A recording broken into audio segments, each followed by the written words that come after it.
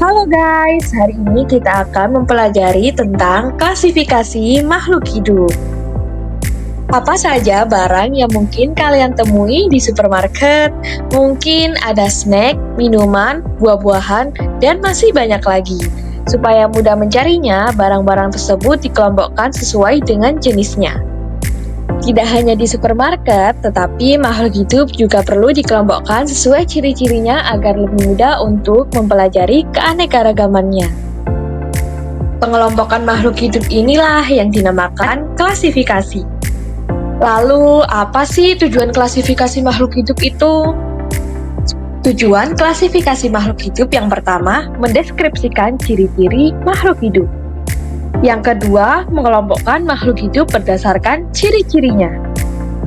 Yang ketiga, mengetahui hubungan kekerabatan antar makhluk hidup. Selanjutnya, kita akan membahas sistem klasifikasi makhluk hidup. Ilmu yang mempelajari klasifikasi ini dinamakan taksonomi. Klasifikasi makhluk hidup dapat dilakukan oleh siapapun tergantung dasar klasifikasi yang dilakukan. Dalam melakukan klasifikasi makhluk hidup, dikelompokkan dalam kategori tertentu secara bertingkat yang dinamakan takson. Semakin tinggi tingkat takson, maka anggotanya semakin banyak, namun tingkat kekerabatan dan ciri-ciri semakin sedikit. Nah, ini adalah tingkat takson tumbuhan dan hewan.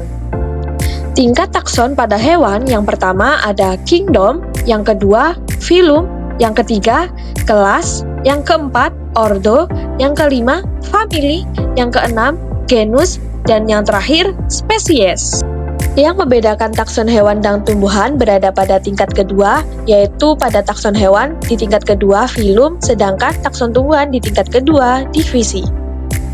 Jadi, dari materi yang sudah saya jelaskan tadi, kita sudah memahami bahwa klasifikasi makhluk hidup membantu kita dalam mengenali dan memahami berbagai jenis makhluk hidup di dunia ini. Dengan adanya sistem klasifikasi, kita bisa mengetahui hubungan kekerabatan antar makhluk hidup dan bagaimana mereka dikelompokkan berdasarkan ciri-ciri tertentu. Semoga materi ini bermanfaat dan membantu kita semakin sadar akan keanekaragaman makhluk hidup di sekitar kita. Sampai jumpa di pembelajaran berikutnya.